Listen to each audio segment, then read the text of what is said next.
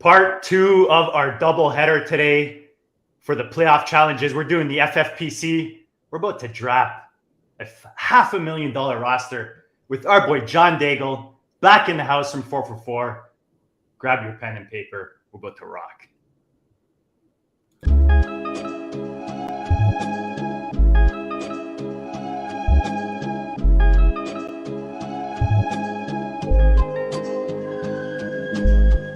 Go district, you know the Pope listens. Dynasty, our religion, for the blokes missing. On all of these trades, on all of these plays, on all of these grades. By the end of the day, y'all getting played. So, what you gonna do next? Try to fill up that flex? Send the homie a text. That trash offer's the best. You try to make it complex, then they text you back. Now all of a sudden they don't make any sense. Broaden your horizons, boy. Dynasty's not for the Simons, boy. These trades not for consignment, boy. Respect your opponent, y'all some piranhas, boy. This my advice from me to you. Open up your cute little podcast queue. Search up GOAT District, my dude. Pop it in your ear, man. Y'all know what to do. It's the and I always be traded. And I always be traded. And I always be trading. Y'all try to betray them, but first you gotta bait them. Fish.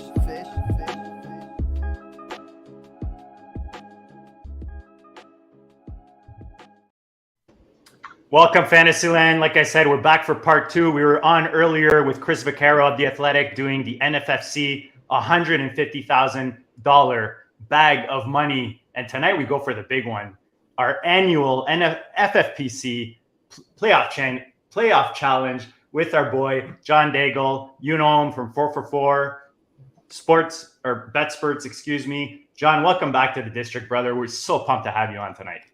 I think it's become an annual appearance as well. When this tournament comes around, I've started coming around, and I never disliked joining this crew. So happy to be here. Excited to talk about it. Now, fired up for tonight. This is a really fun one. We were just talking about in the pre-show. It's exciting time for everybody who grinded all season long. You've such a short window in order to draft these teams and get your playoff challenge entries in.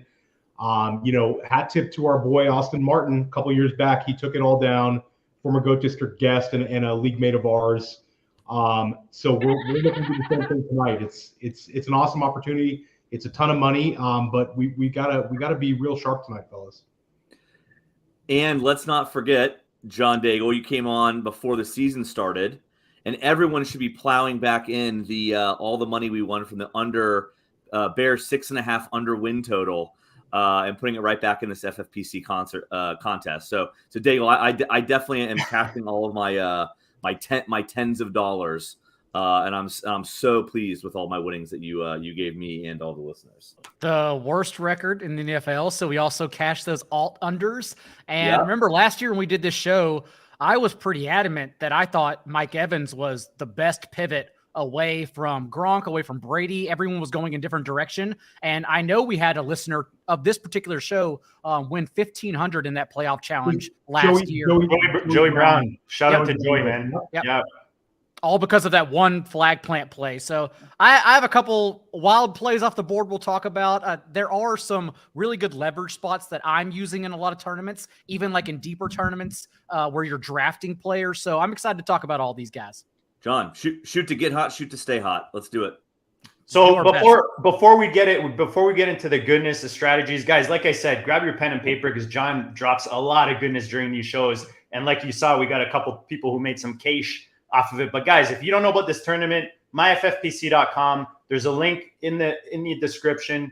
It'll take you to the site. You got two buy-ins, $35 buy-in. Tonight we're doing the $200 buy-in for $500,000. Right now there's $32.95 spots left out of 7,800, and there's just over 5,000 out of 16,000 for the football guys buy-in. Just quickly, Theo, before I pass to you, you're basically making a roster. You're taking one player per team in the playoffs. There's two teams you're not going to be picking a player from. You're starting a quarterback, two running backs, two receivers, one tight end, four flex. This is the FFPC, so of course, tight end premium, one kicker, one defense. Theo, let's kick this off.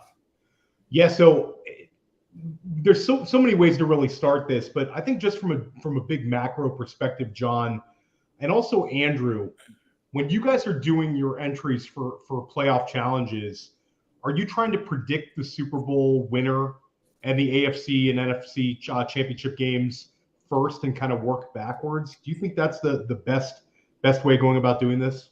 Start with John. I actually start with ownership. I think about what the field is going to do, and then I start thinking about how I'm going to cash in on those double points for the Super Bowl. This year, though, like last year, Joe Burrow was in winning lineups, and you got really lucky to get there because he made the Super Bowl run. The Bengals had a lot of things go right in the final minutes of games for them to get there. But this year, you look at the board, and we'll probably be talking a lot about Patrick Mahomes, Jalen Hurts, or Josh Allen.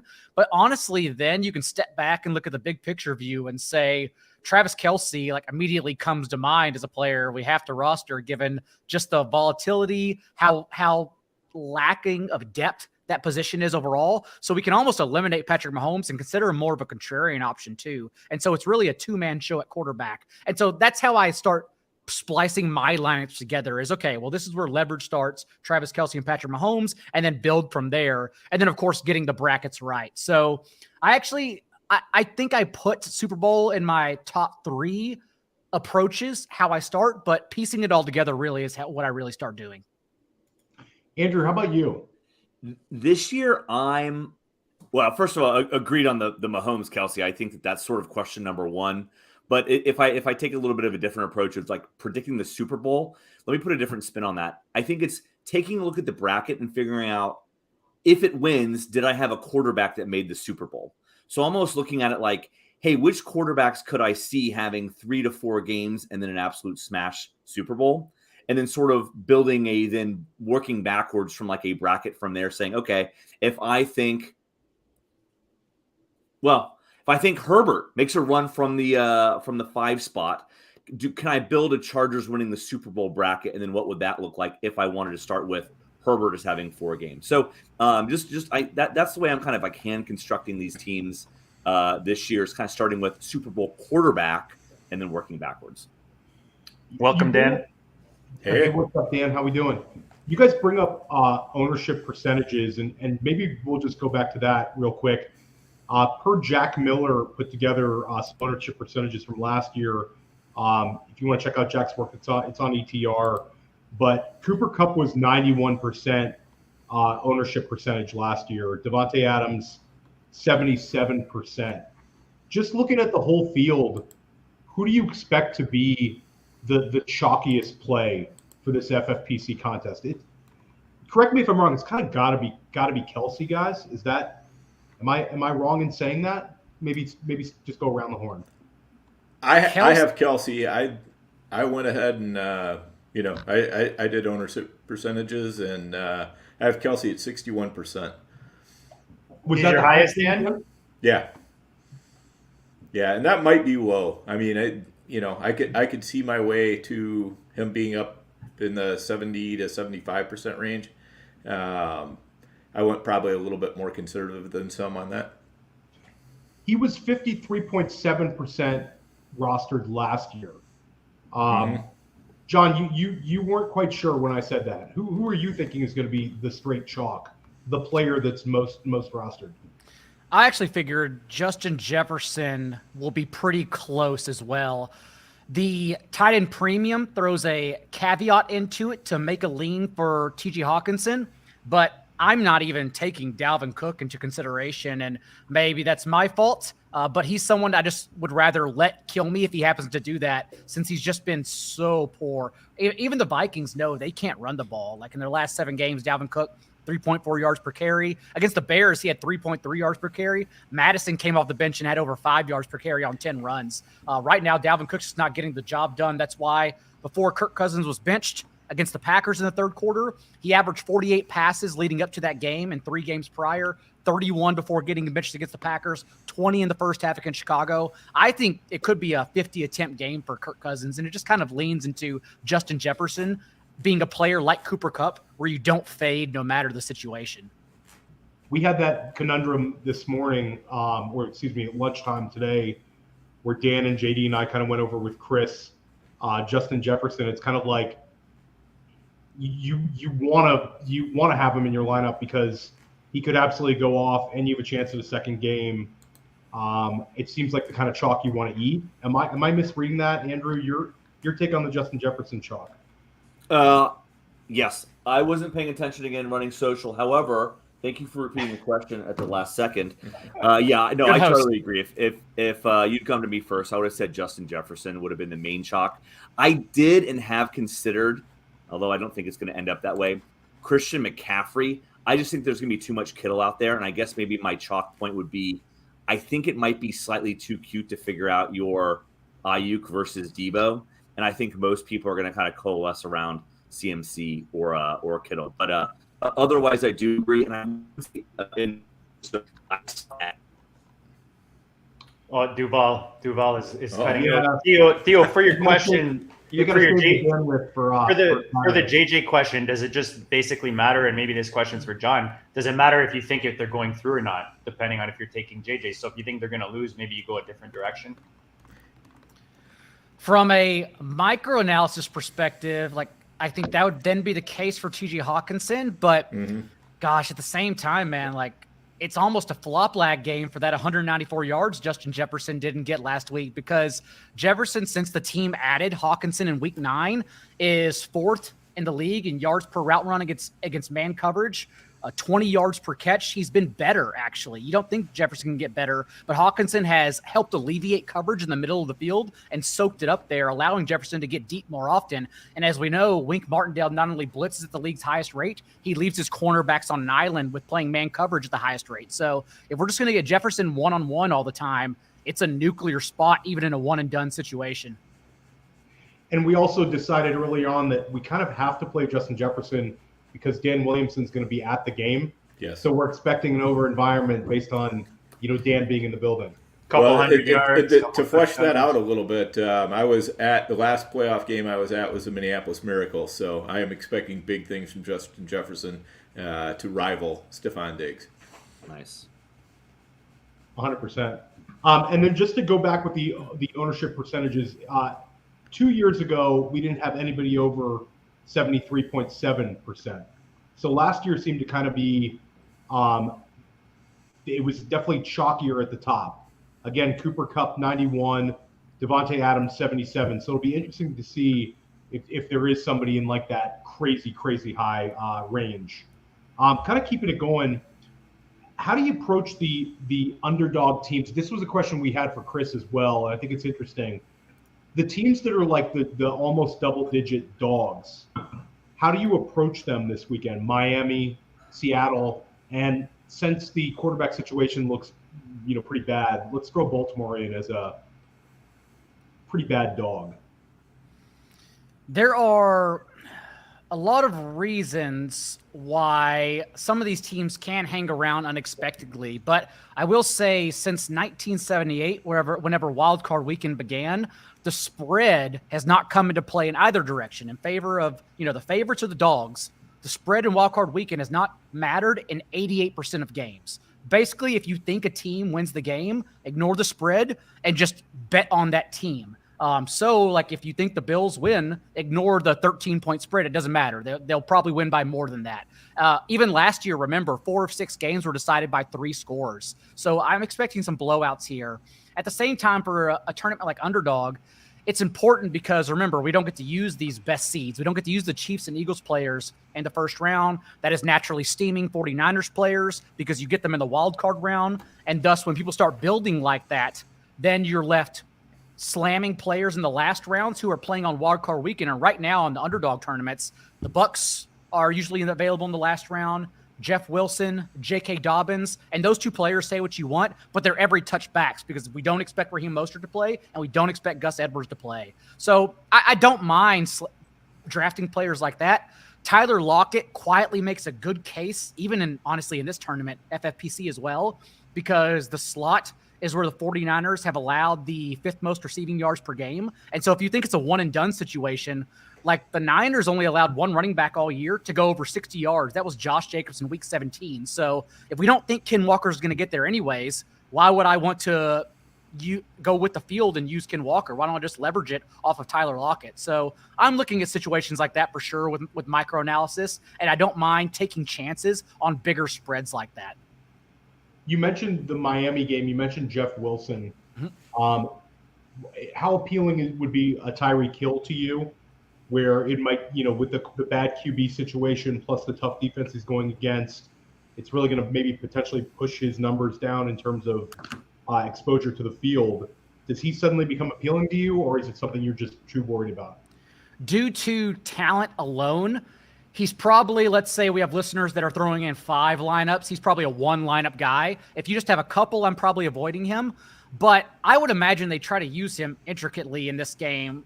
And there's no good reason really to roster Tyreek Hill. His yards per target have literally been cut in half, 10.3 from Tua to just 5 yards per target from Skylar Thompson this year. So we don't have faith there's going to be downfield shots, but will they give him end arounds? Will they give him carries? That's how Tyreek Hill gets there. And so I am willing to take a chance on that in less of my lineups. This is a macro question Dan put together earlier, and I think it's a really good one. This is Andrew as well. When you're talking about putting in multiple entries into a contest like this, do you try to jam specific players in your build, or do you just to kind of fit a narrative? Like, I really, really want to have this player. He's going in this lineup no matter what. Or do you try to see who fits and kind of build it naturally? It comes down to how I build my brackets, and that's going to be different for everyone, considering how we lean on first wild card matchups and wild card outcomes and then go from there. So, for instance, if I think the Giants are one and done, do I really want to go with the field on 60% Saquon Barkley? I think he's going to be one of the highest roster running backs. Whenever there are some really good leverage spots for the Giants, we'll get there when we talk about them. And so that's where I pretty much start with it, is really what players can I eliminate from situations I believe may be one and done and go from there. But I also weigh in the fact that I think Giants Vikings, Jags Chargers, that's probably it, is a coin. Oh, and Bucks Cowboys are coin flip games. So I do want these good players, but at the same time, I understand volatility and that the outcome may not just happen like that, despite if I'm betting that side. So I will toy around with one and done situations and play them differently if I think this team has just a median shot to advance. Do you, John, in that case, play the team you think is going to take that 50-50 flip, or do you like to switch back and forth as you build your rosters? I'll switch back and forth. I do think players like CeeDee Lamb, like Keenan Allen, are super safe whether we get one game or not. And if we get that second game, that's even better. But let's take the Bucks, for example. I think in this matchup, if you think the Bucks go one and done, and we know Ryan Suckup is going to probably be the second highest roster kicker, depending where people get with Justin Tucker. That's why I also think Ravens defense is a really good leverage in this spot, especially given the offensive line issues that the Bengals have going into this game. But for Mike Evans, it's a great spot against the Cowboys because the Cowboys are the only defense that have allowed a double-digit in touchdowns to boundary receivers. So I want Mike Evans against Dallas. But if the Bucks were to advance, maybe I take Chris Godwin's floor, even if I think it's lower against Dallas in the next matchup, because then I assume if the Bucks win, they are most likely playing the 49ers. And if that's the case, the slot is the only place, the same case I made for Tyler Lockett, where the 49ers are getting tagged. And so thus it's a better matchup for Chris Godwin. And so I take little things like that into account. If the Chargers are one and done, I think Keenan Allen in a Mike Williams-less world can beat out Austin Eckler actually. So I just keep weighing situations like that. So you like to look basically with the 50-50 games, you want to have a 2-game scenario in your head. Yeah. More so than just, I want to bank these points from week one. And some might be much more confident in even a situation like Jags Chargers than me. Maybe people bet on the Chargers heavily, and that's okay. As someone who has had skin in the game the last 2 months, though, in DFS with this Chargers offense, our issue is that we keep wish casting them into something they're just not. Like they are just not impressive. Justin Herbert is amazing on the field. He's the face of the franchise. He's one of the best. He's one of the top 3-4 quarterbacks in the NFL. But for fantasy purposes, he's not helping us out at all. We've had significantly better situations than this one in the last month against the Colts and Rams, and he failed miserably. So I still just worry about these situations. But again, that's just me, and maybe someone has a better read on bets, and that makes their bracket easier to fill out. Andrew, what about you with that same question? And curious what Dan and JD, your guys' thoughts on that, about jamming specific guys in and thinking I would want to have a lineup built around this player, or do you kind of do each and every lineup kind of organically? Yeah, again, I appreciate repeating the question. I was on top of this time. I try to play three-dimensional chess, but with a checker's brain. So I do try to look at the projected percentages and kind of go through each team and say, hey, again, I'm not running unlimited amount of teams here. I'm not going to the max of 150. I think I'll play probably 6, 7, depending on kind of like the way I like the lineup shaking out. But my goal is to first look at the ownership percentages and say, okay, how many okay, if I've got 7 teams, do I want 3 of those to have CeeDee Lamb, 2 to have Pollard, 1 to have whatever? Sure, I'm making stuff up. Okay, and then I go through and start making a couple of brackets first, and then take a look at, okay, based on players that I would want to play, do they make sense running through the scenario I've laid out in the brackets? Sometimes they do, sometimes they don't. And then again, this is where the 3D chess comes in. There's what kind of then meld say, okay, I think the way I like this bracket construction.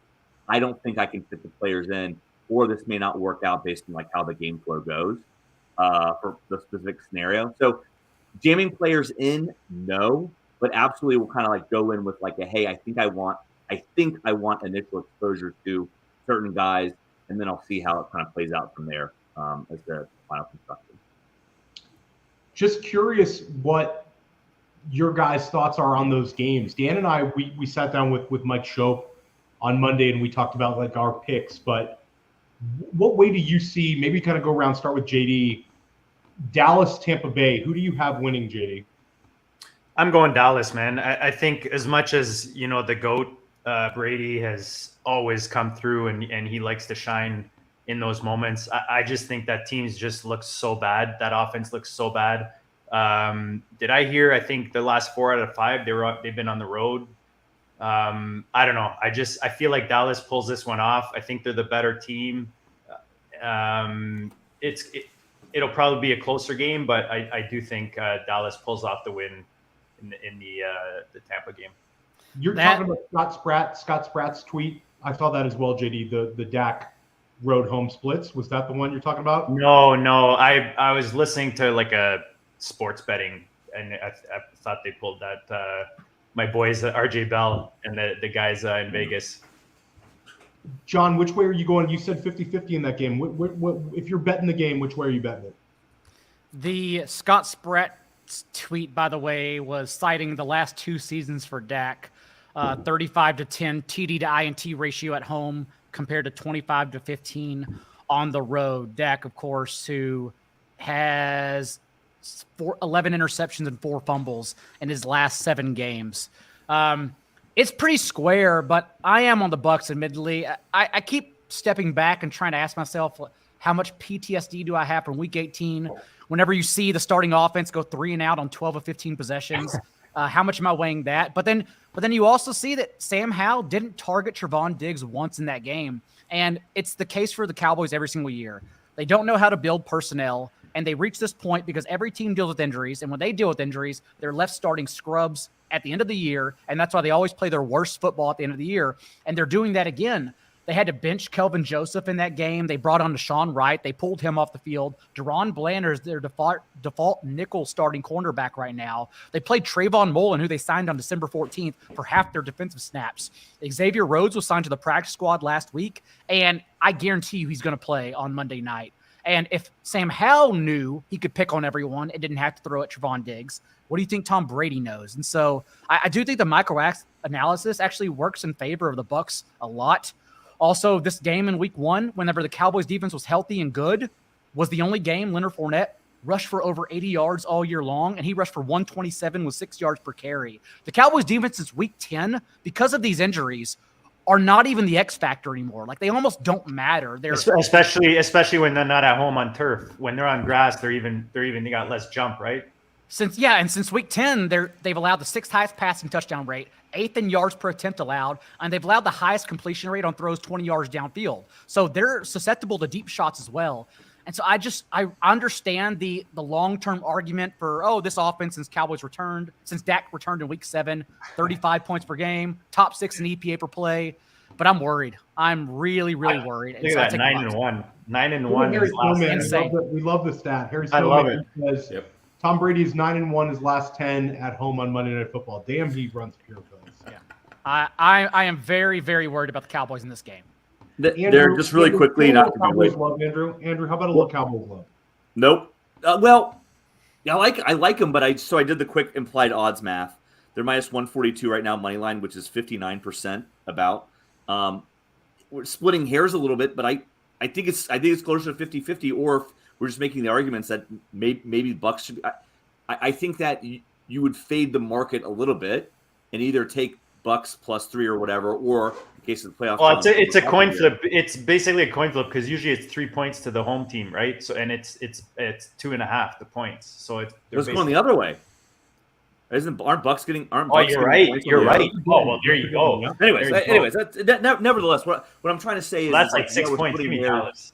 What's 50-50? What's a 50-50 coin flip versus a 60-40 coin flip? My point is that since it's closer to 50-50, I think you should have probably equal exposures and kind of how you're thinking through your lineups for playoff challenge purposes, as opposed to something that's more Cowboys heavy. And Dan, I know you were on Tampa the other night.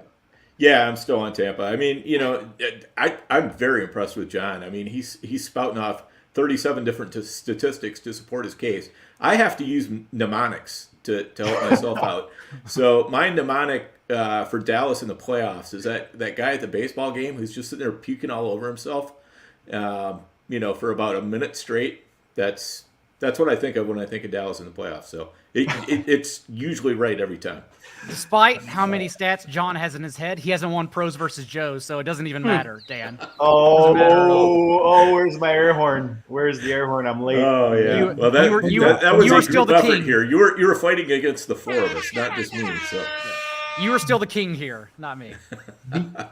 I will go with Dallas. I appreciate everything you guys are saying, but at the end of the day, I do think we're going to see good Dak. I think good Dak's going to show up, and I think Dallas gets it done.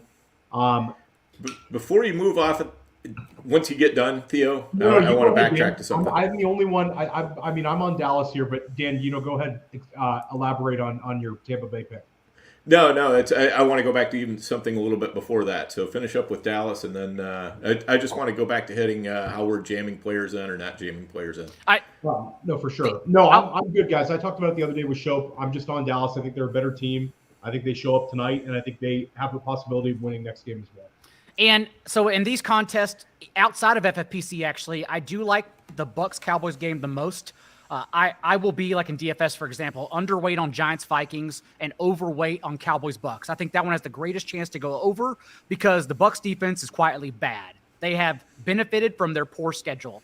But against the Niners, remember, Brock Purdy and that team scored 35 points and ran them off the field. Joe Burrow scored 34 points the next week. Lamar Jackson put up 27, and Mahomes put up 41. So when they've played above average competition, the Bucks can't stop anyone. And so I do think the Cowboys have a high floor, and at least we know for CeeDee Lamb, the Bucks have allowed a league-high 13 receiving touchdowns inside the slot. I mentioned that earlier. So I still like Lamb over Pollard, but if we expect the Cowboys offense to have a high floor, the pivot to Pollard makes perfect sense because he's shown us so many times his ceiling. Dan, talk about what you want to get back to with the jamming lineups together versus kind of doing each one separately organically. Yeah, so my philosophy when I go into these, I don't do like dozens and dozens of them. I do like somewhere between 5 and 10 generally. And edit that out, JD, for IRS purposes. Yeah.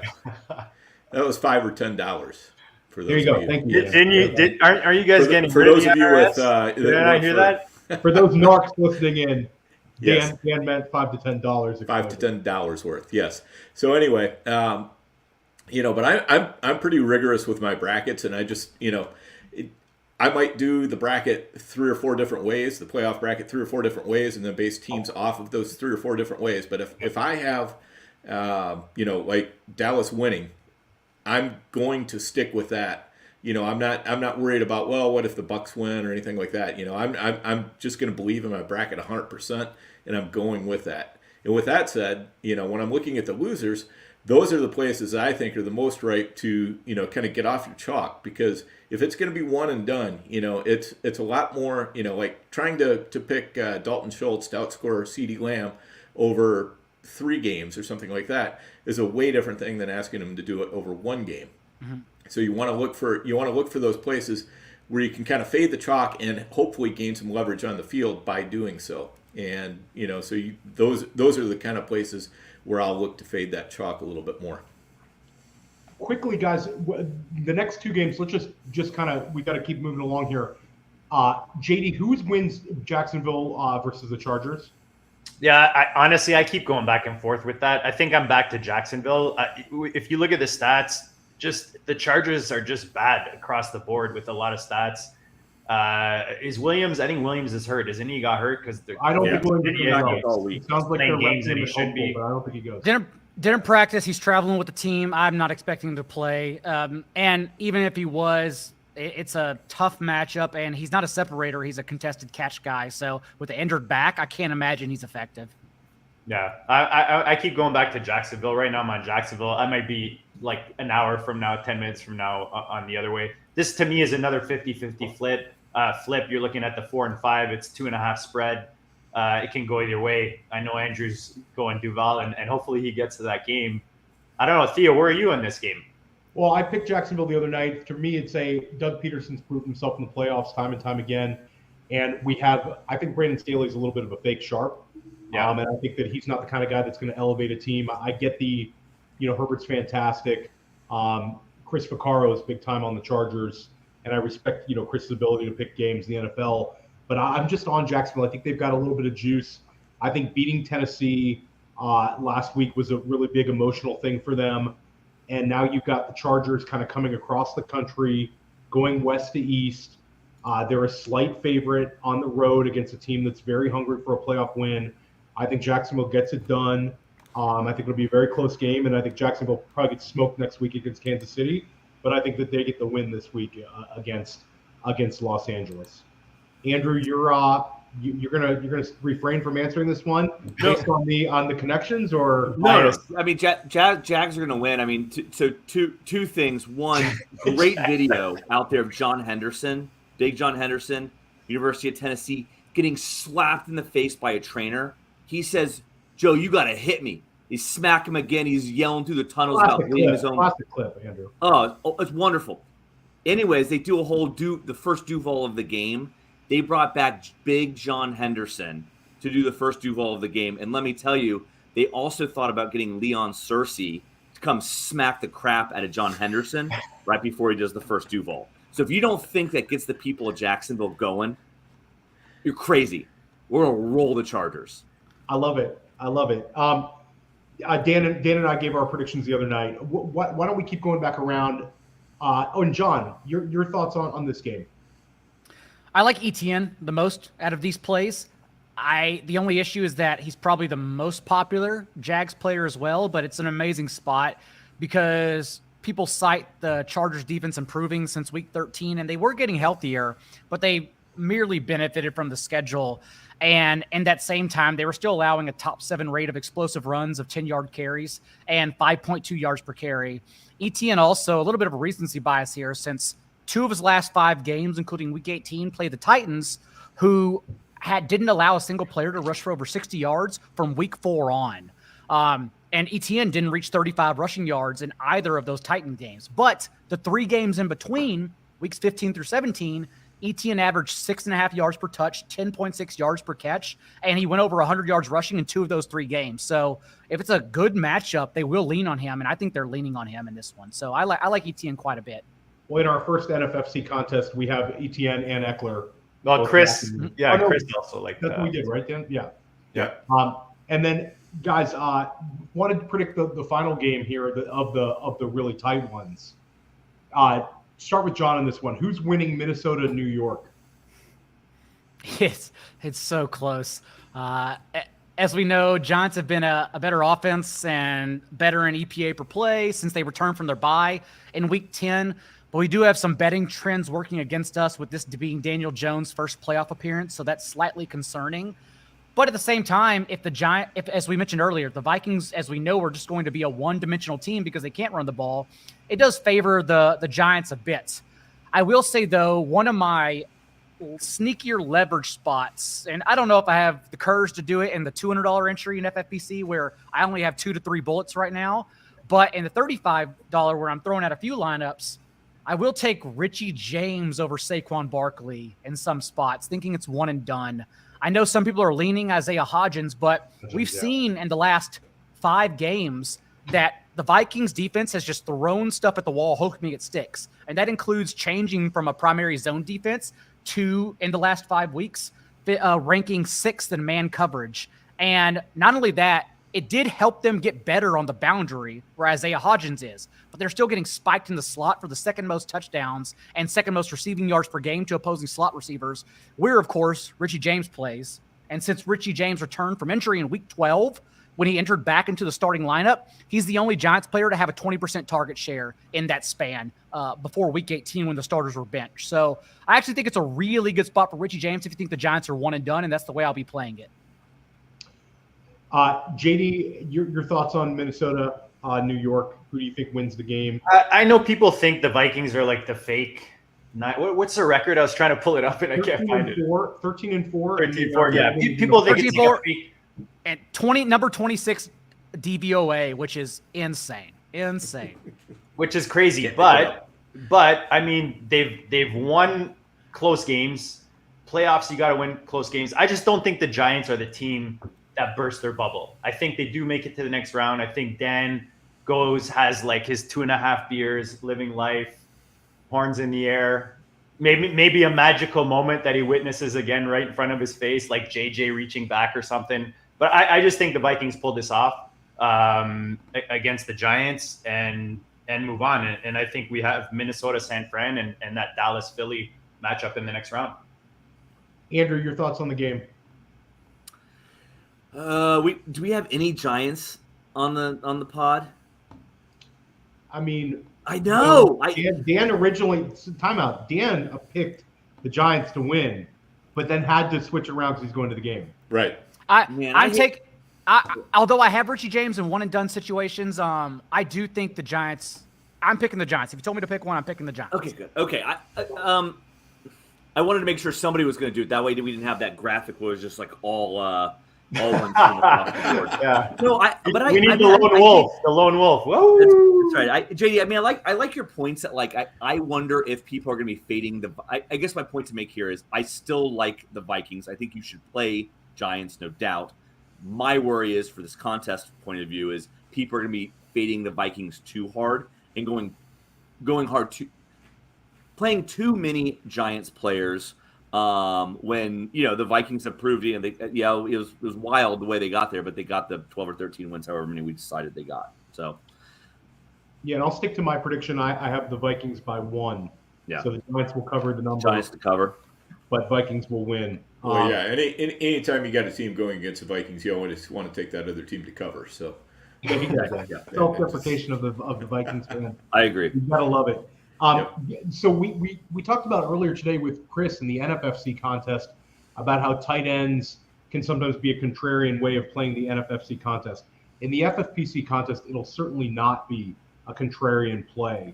Tight ends last year, I believe, on the winning roster had. Correct me if I'm wrong, Andrew and Dan here. I believe the winning roster had 3 starting tight ends. Correct, but was not optimal. Was not optimal in the case that, in the sense that they won $500,000. It was optimal enough. It was optimal enough from the financial statement. So I know the last 3 years as well, and this is an approach I've been taking, that in the payout spot. So the top 200, top 150 spots, I think it was this year. It's the payouts are through the top 200, but teams that all entries rostered at least 2 tight ends on 44% of lineups. But in order of teams that got paid out, they had 2 tight ends on only 24% of lineups. So it's actually suboptimal to have 2 tight ends because too many people are trying it, and it's literally working out less than half the time. Yeah. It's sort of like the allure of loading up an FFPC main event or a Football Guys team. Those mega pack tight end starting lineups are rarely the optimal way of playing it. Dan, do you think people are going to go 2 tight end crazy this year? I mean, it's possible. It might happen a little bit less this year just because tight end's been such a shit show. But, people will do it. I mean, people just see tight end premium. And there are a lot of people who hop in this contest who really have no experience with the FFPC. I mean, they're out there advertising on Sirius and all that, and if you go look in the FFPC, the chat and the sign up area, I mean, it's clear there's a lot of people who are just like, oh, what is this site? How does this work? All that kind of stuff. So, so probably about half of them are not going to even realize it's tight end premium, and the other half are going to value it way too much. And, so I think heavier on wide receivers is probably the way to go this year, just kind of looking at, how my brackets break down. We'll call those people tourists. Yes. They just come and take a look. But we like the tourists because some of them hang around, and tourism is always good for the economy. So, also known as fish in other areas of the world. Theo, I think we got to start building this half of the million roster. We talked all about it. Is there any other well, maybe we should get John's rest of his playoff predictions through the Super Bowl before we do it. John, who are your predictions to kind of take it as far as you want? You can pick every game or just give us your AFC, NFC championship games and your Super Bowl teams and Super Bowl winner. Oh, you're on mute, brother. John's on mute.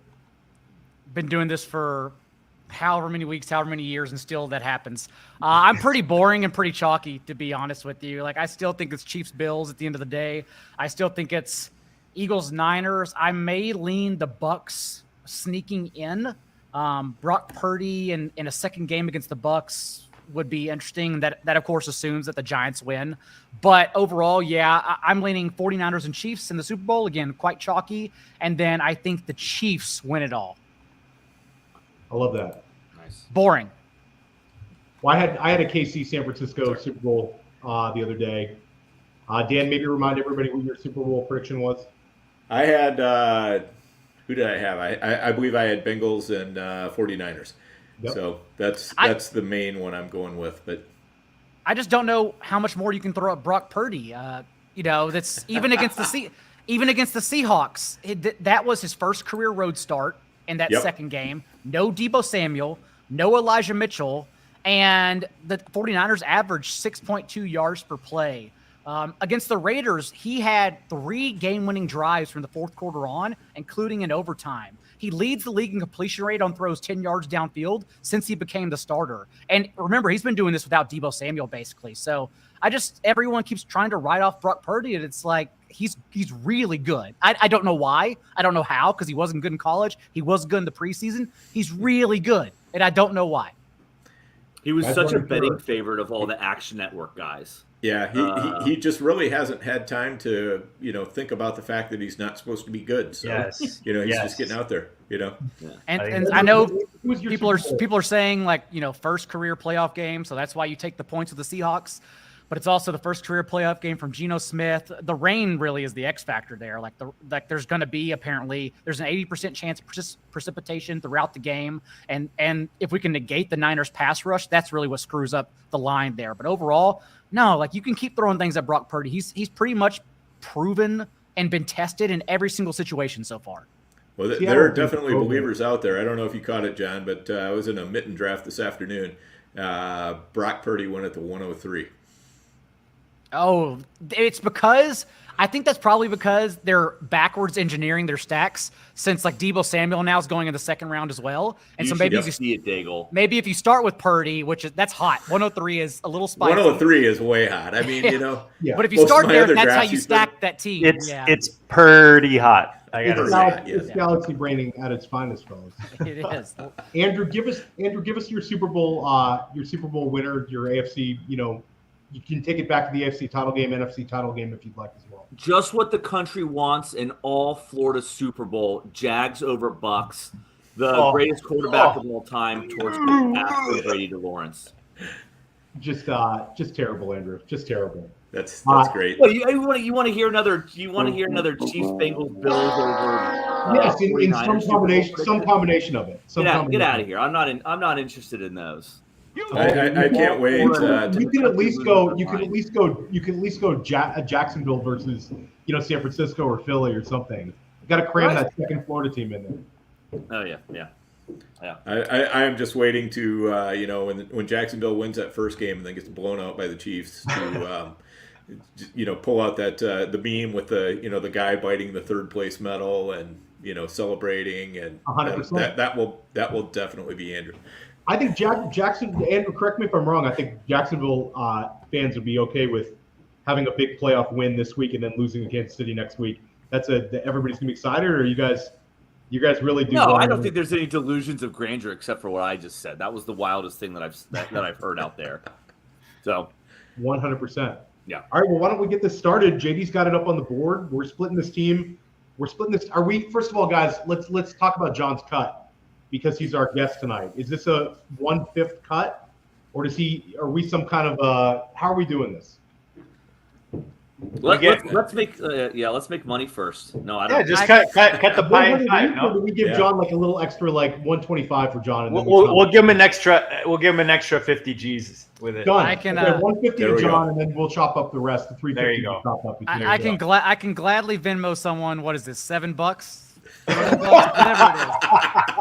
I can Venmo it. It's okay. Nice. I like it.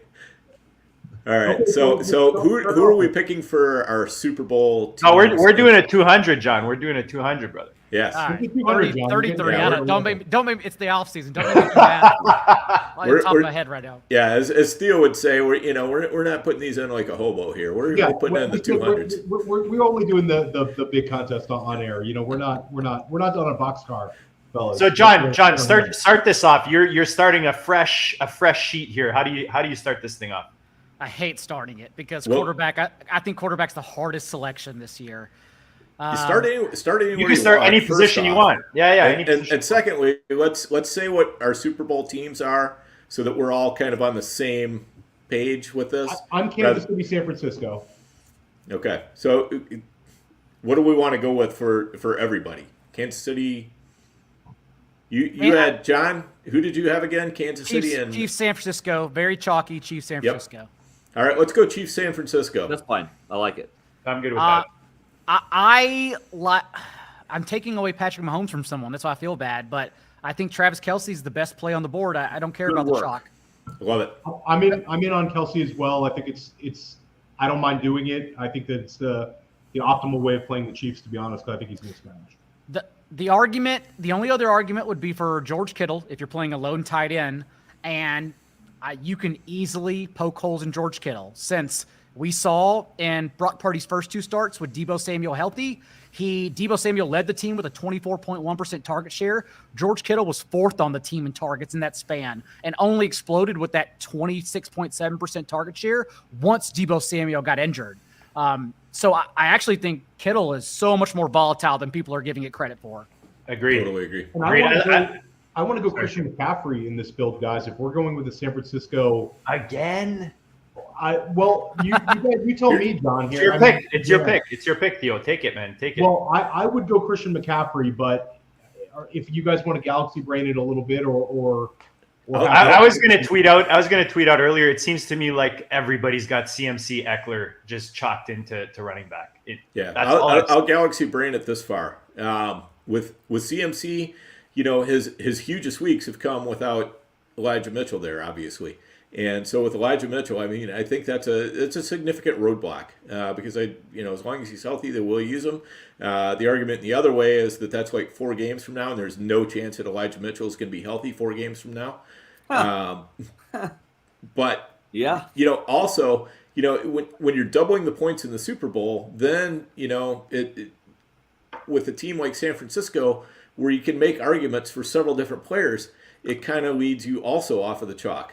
I kind of like John's recommendation earlier, because I've said it 2 years in a row, and I think this might be another one where they love Debo in the playoffs, man. They love Debo in the playoffs. He eats targets like it's nobody's business. Not only led the team in targets in those first 2 games, drowning out George Kittle, but also when you look at how the matchup set up against the Seahawks, we're expecting rain, so we expect more ground game. But even not, let's say no rain, good weather, the Seahawks have allowed a league low in yards per target to boundary receivers because Tariq Woolen shuts everyone down. You have to attack Seattle's secondary in the slot, where Deebo Samuel led the team in targets when he was healthy. Not to mention, if they go on, and let's say that we mess around here and the Giants win, and the Bucs play the 49ers next round, we talked about it earlier for CeeDee Lamb. The Bucs are allowing the 5th most yards per game from the slot. So it's another good matchup in the slot for Deebo Samuel. So I can make an easy case, honestly, for Deebo over George Kittle as the leverage. I thought we were doing it. I thought we were doing it with this roster. Debo's becoming a scheme, though, guys. I feel like there's a lot of Debo love. That's a damn shame. Yeah, well, we can always go with Brock Purdy. I mean, well, that's Andrew's vote. 20 points a game. I want a Purdy vote on the record. I actually don't hate Purdy. I think if you go Purdy and Debo, you're kind of avoiding the chalk with San Fran. Because look out of us, 4 out of 5 are picking San Fran in the final. Right. So let's kind of open here, guys. If you want to go, let's throw this up to Theo. So who do you want to go with from San Francisco? We let John have his pick, so we've thrown out all the. I'm still going Christian McCaffrey, guys. I think it's the chalk you want. I think it's a chalk you want to eat. One more note, and that's lucky on their first 2 picks. I don't think that's the worst thing. And Christian McCaffrey, since he joined the team, has played 95% of snaps in the first half.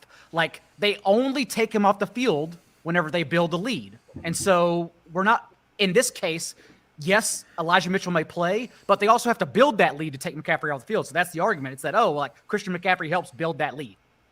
Positive. I like the positive. They just save him for the next game, right? Right, John? That's why the other tournaments, Elijah Mitchell's a pretty hot pick. He's going to play a lot through the playoffs. Who's picking next? Andrew.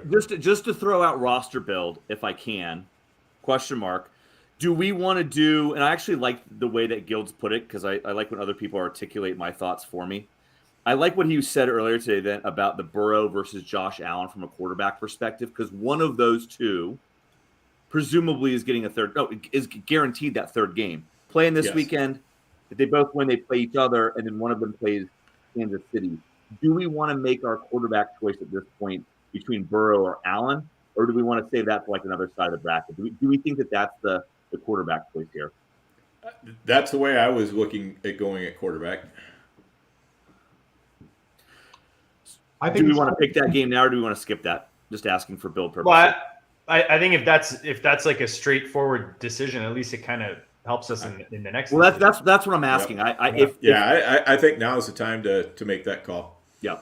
So do we go Allen, or do we go Burrow? Well, I think John had I think that we're kind of saying Buffalo, Cincinnati's. Dan's on Cincinnati. John's on Buffalo. Yeah. I'm on Buffalo. I'm on Cincinnati. I'm Cincinnati.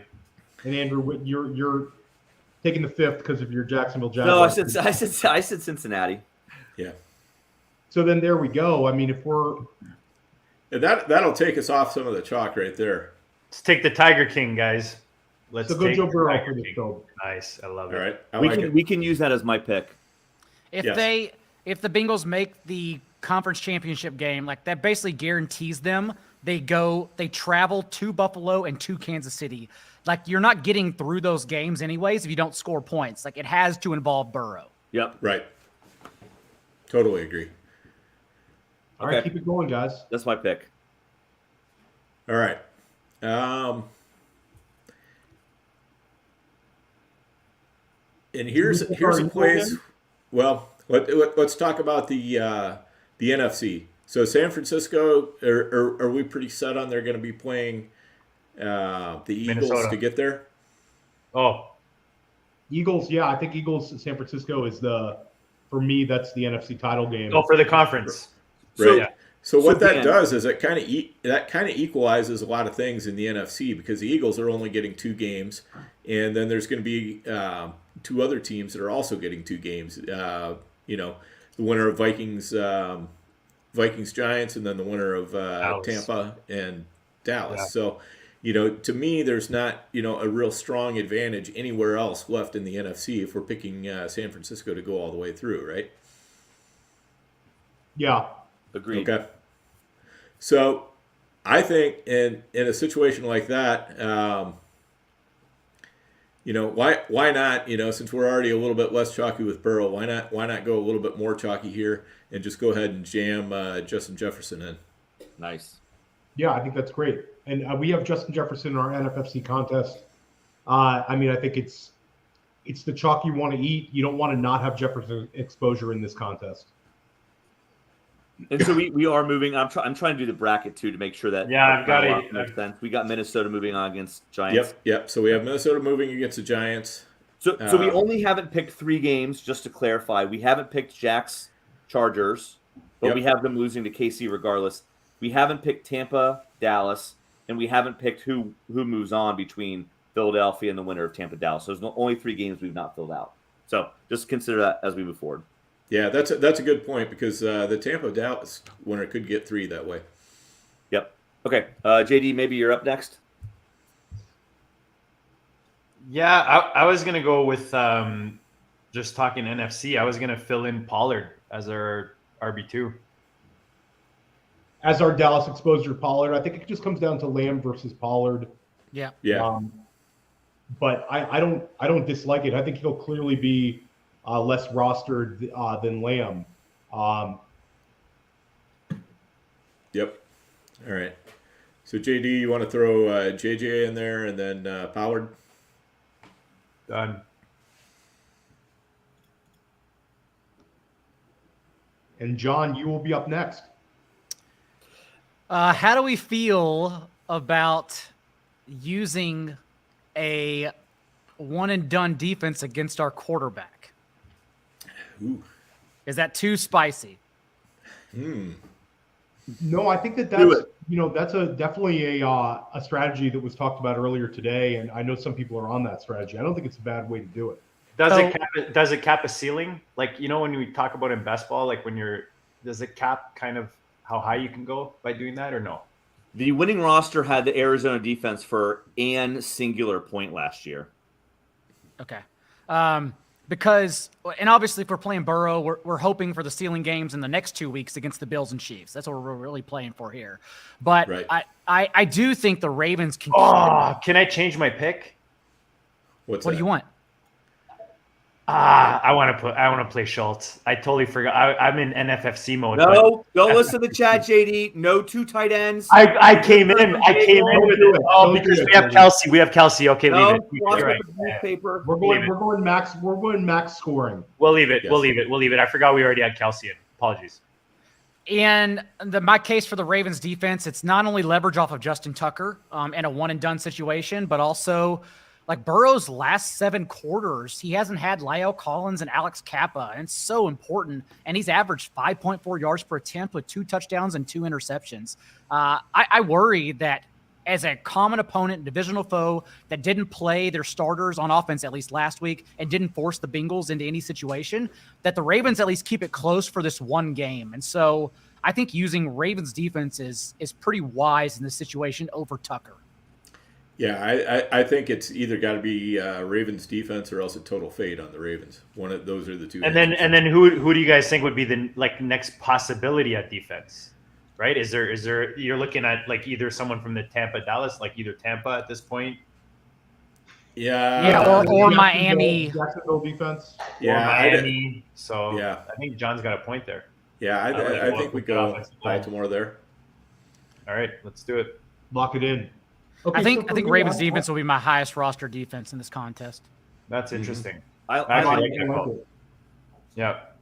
For me, I'm going to go look at our Buffalo exposure.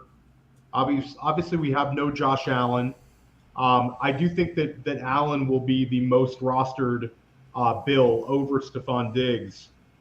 I wonder if this is the time to get super cute and consider. Interested to see what you guys think about cramming a little Gabe Davis in here. Stephon Diggs would obviously be my pick, but my only issue with Davis is you're like at most getting 2 maybe game. Like he's just not consistent enough to go through and I don't know. That's the commercial for Davis, is just that if you're looking at 2 games, maybe he could outdo. I think if you had just Buffalo one and done, you could talk about Davis, but with 2 games, I have a little bit more trouble going Davis over Diggs. Yeah, I mean, it's just throwing it out there. It's Diggs is a safe and reasonable play here. John, your thoughts on our move here? Yeah, Gabe is just a tough sell since it genuinely just comes down to zone coverage. How much zone coverage does he see? He's been so bad. He's averaging less than 1 yard per route run against man coverage. He's been a pretty easy player to fade unless he plays zone coverage. So it's just tough, especially given like the Dolphins are still top 5 in man coverage. So that's 1 game already out the way, in my opinion. Yeah, you're asking for a lot of things to go right. Let's just stick with it. We'll go Stephon Diggs. Final answer, getting our Buffalo Bill exposure. For other players, I will in one of my lineups have James Cook, and I know that I thought that's where Theo was. I honestly thought that's where Theo was going on this one, but I do like the James Cook one. Yeah, that's where I thought Theo was going with that. I think we already get a favorable James Cook game. I mean, the Bills are 13-point favorites, like in the cold. And if there's any carryover from James Cook out touching Devin Singletary 5-1 after Singletary fumbled in the 3rd quarter last week, Cook also ran more routes than Singletary, then like there's a real steal here because everyone wants to leverage off of Josh Allen with the running game. And I've seen articles say Devin Singletary, but I actually want to push back and say, no, take it a step further. I think it could be James Cook. And so I'm definitely going to have James Cook in probably a couple lineups, honestly, in this tournament. Yeah. He could solidify himself. Theo, you thinking of changing your mind there? Or what? I'm going to have some James Cook as well, but for this particular one, I think we just stick with the chalk and go. Sure. Right. Yeah, we can go back and fine tune at the end if if we're not seeing something we like. So we got Burrow, Pollard, and Ravens already. I mean, that's already off the board. Yeah. Right. Do we think that the Tampa Dallas winner, which I don't think that we truly picked, I know we've got a player, but that's okay. No, we didn't. Do we think that Tampa Dallas winner can beat Philly? They could. I think it's unlikely. I like Dallas a little more there than I would Tampa. Yeah, divisional. Okay, but I don't think that fits with the Pollard play because are we doing Pollard as a one? So I'm interested in going Devonta Smith. Let me come out with it. But I think that kind of relies on Philly as a one and done than it does over multiple games, although still has an out for multiple games of Philly. No, we talked about Devonta Smith earlier today with Chris. We were on the Devonta Smith train. He's played so well. Yeah. Do we think that it's going to be Hurts and A.J. Brown above Devonta Smith? 100%. Yeah. Oh, yeah. Okay, right. Okay, I kind of like Devonta Smith here, but I'm also leaving it up to the crew here. Okay. Thoughts on that, John? I think A.J. Brown and Smith are practically splitting hairs, so I think it's totally fine. Like last year, Jamar chasing T. Higgins, there was a 60%, 70% difference, I believe I saw on Fantasy Mojo in their ownership. Like that's wild considering their ceilings are similar. So it's the same argument for Devonta over AJ Brown. They're like the Waddle Hill of the first half of the season, where like they just alternate games. Oh, we lost John. Oh, see that. I hope you guys got the last thing he said there. Wrote that thing down because we can keep it going with Andrew. So I like Devonta here, and I think just in playing out again. Maybe we did that earlier, Andrew. So you already technically have a share of Devonta in our entry in the FFPC. Yeah. Sorry. All right. Well, different with the multipliers and all that. Andrew, we're down with Devonta though. Let's do Devonta. Let's do it. I don't know if that's decided on kind of how that NFC bracket's looking. Although I do think at some point we've got to decide that. Well, we have San Fran going. What did we decide on top of bracket for where Philly and /Tampa/Dallas go? We're back to Dan. All right, so let's go back to Jacksonville because we haven't picked anybody from Jacksonville. I kind of like ETN here in a vacuum, but I'm not sure if we want to run with 3 running backs on this build or if we want to just keep jamming wide receivers.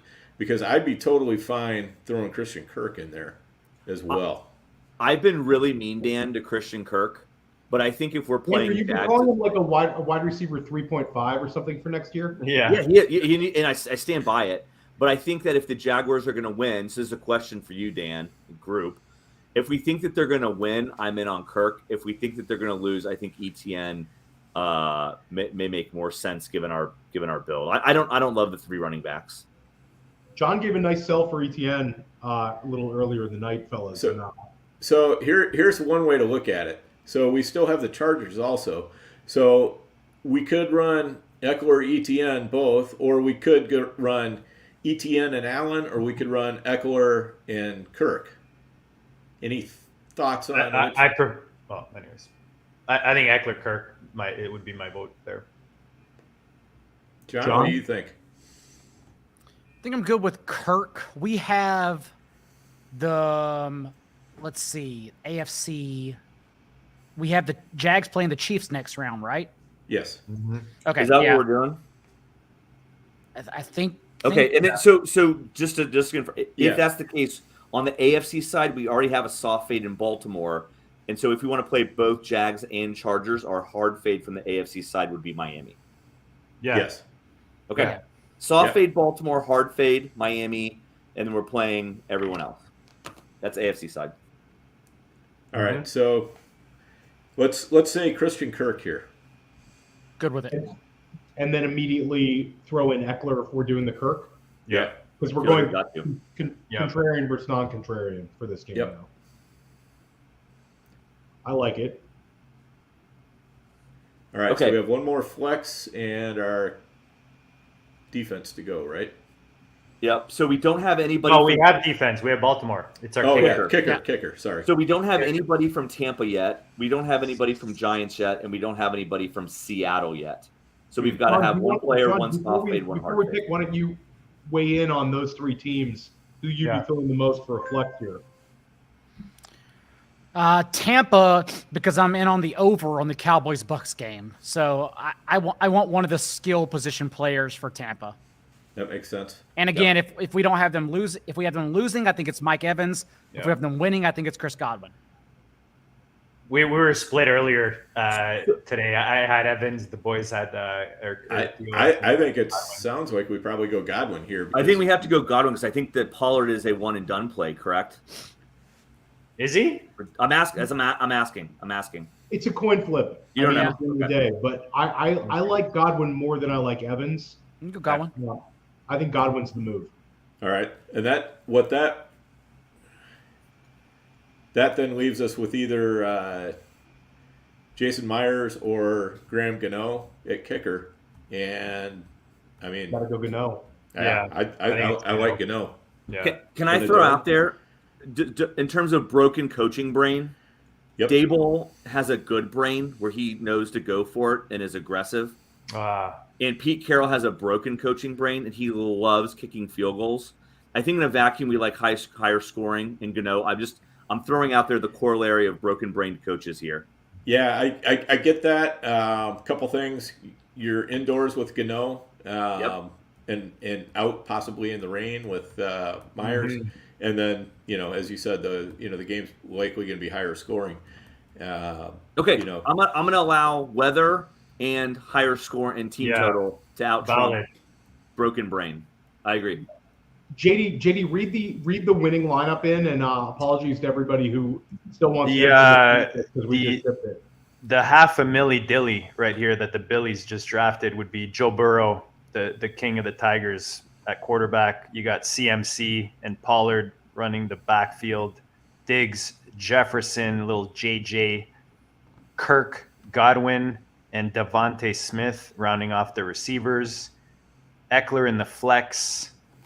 Kelsey in the tight end, Gano kicking balls all kinds, and Baltimore on defense.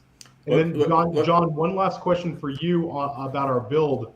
If you had to grade our build here, you could go, 1 through 100, 100 being the best, or you could go with a letter grade system. How would you grade this team we put together? I have to be fair on a team that I helped build. I'll be as honest as possible, and I think it's a B. I think a B. I'd go with that. Can we revisit Dallas real quick? Yeah. Are we going to try to make it an A+ from a B? We want to switch that? I'm thinking, we've steered way away from the chalk. I'm interested in John's thoughts on this. Do you think this would be a better team with Lamb than Pollard? I think because we took Godwin, you might be right. That'd be my thought. Godwin, Lamb. We have Kirk. We have Devonta. Yeah, we go. I think we should go Lamb. Shootout. It's more of a. You're hoping for a shootout. More of a shootout there. Well, that we've gone off the board. Like we've gone completely off the board in a couple spots. So. Yeah. All right. So yeah, you'll want to take Pollard out, put Eckler in the running back spot, right? Yep. Even Kirk over ETN is pretty massive.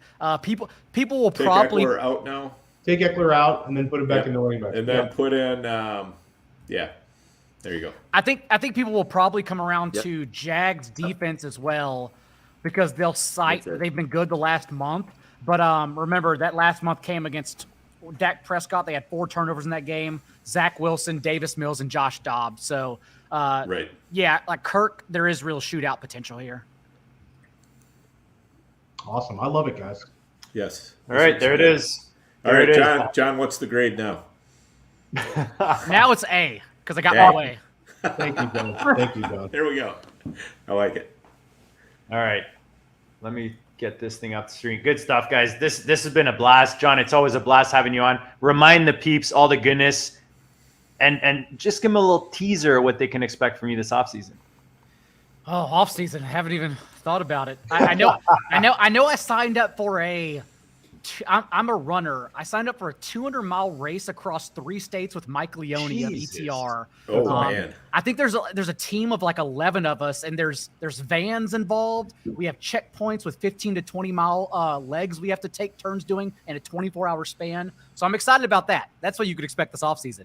But beyond that, if you go to 4for4.com right now, actually my top 70 playoff rankings, which take into account FFPC primarily. But if you go beyond that and dive deeper, you can also use those rankings for underdog drafts, for DraftKings drafts, for NFFC.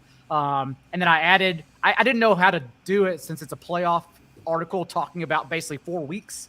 And so I just kind of vomited my entire notes onto the bottom section. So if you want player usage notes, they're all there as well for you to see.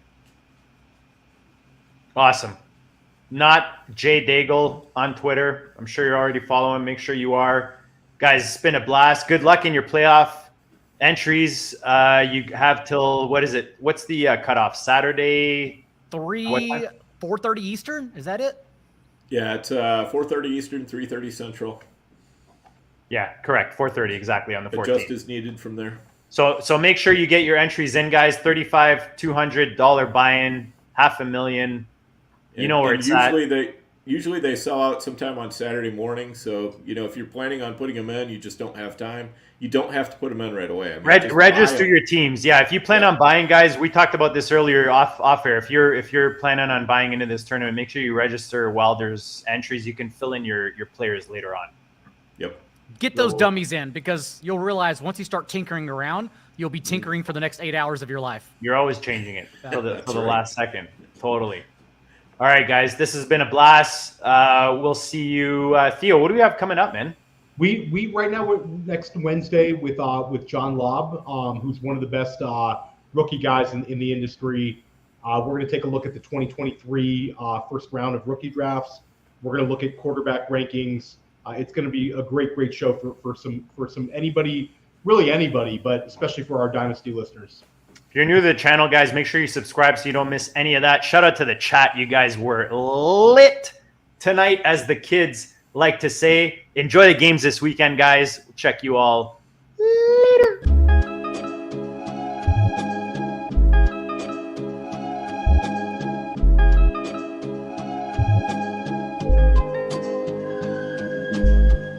Go District. district, you know the Pope listens. Dynasty, our religion, for the blokes missing. On all of these trades, on all of these plays, on all of these grades. By the end of the day, y'all getting played. So, what you gonna do next? Try to fill up that flex? Send the homie a text? That trash offer's the best? You try to make it complex, then they text you back. Now all of a sudden they don't make any sense. Broaden your horizons, boy. Dynasty's not for the Simons, boy. These trades not for consignment, boy. Respect your opponent, y'all some piranhas, boy. This my advice from me to you. Open up your cute little podcast queue. Search up GOAT District, my dude. Pop it in your ear, man. Y'all know what to do. It's the and I always be traded. And I always be traded. And I always be trading. Y'all try to betray them, but first you gotta bait them. Fish.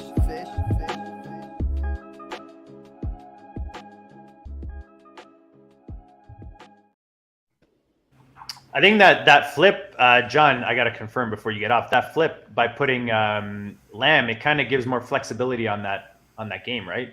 You kind of either way, you're good with your receiver. Yeah, and again, I think Devontae is going to be pretty far off the board. As y'all know, once you get peeled down to the third layer of the onion, not even the second, the third, that's when you start getting really contrarian. And Devonta Smith is the third layer. Christian Kirk is, I honestly think, could be the third layer too, because people are going to play Jags defense. So like we went off the board confidently enough to where we can just play Lamb. Yeah. 100%. It was fun, man. That was really fun. That was fun. Yeah. John,